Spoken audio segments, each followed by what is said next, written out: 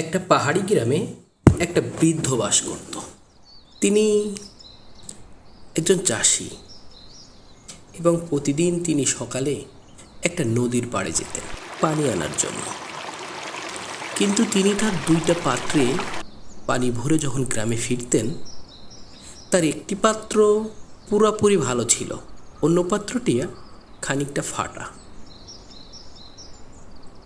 ভালো পাত্রটি প্রতিদিন পুরা পানি নিয়ে গ্রামে পৌঁছাতো, কিন্তু ফাটা যে পাত্রটি ছিল সেটি অর্ধেক পানি ফেলে পৌঁছাতো। ফাটা পাত্রটি নিজেকে খুব ছোট মনে করত এবং একদিন সে বৃদ্ধ চাষিকে বলল, আমার জন্য তোমার কি এতটুকু কষ্ট হয় না? আমি যে সম্পূর্ণ কাজটা করতে পারি না এবং আমার অর্ধেক পানি পড়ে যায়।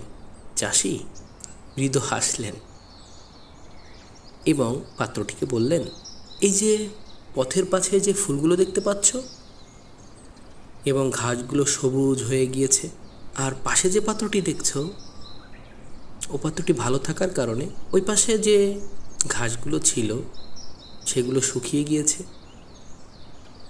ফাটা পাত্রটি বলল, হ্যাঁ।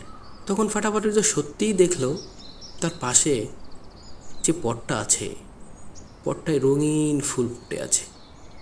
তখন চাষি বলল, তোমার ফাটার কারণে পানি পড়তো আর সেই পানি দিয়ে এই ফুলগুলো বেড়ে উঠেছে।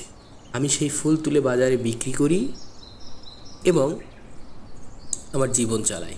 তুমি অসম্পূর্ণ নও, তুমি তোমার নিজস্ব উপায়ে দুনিয়াকে সুন্দর করে তুলেছ। তো এখান থেকে আমরা কি শিখতে পেলাম? প্রত্যেকের মধ্যে কোনো না কোনো বিশেষত্ব অবশ্যই আছে। নিজেকে ত্রুটিযুক্ত নয়, বরং নিজেকে বিশেষত্বকে কাজে লাগিয়ে জীবনকে সুন্দর করার চেষ্টা করুন। কাজে আসবে।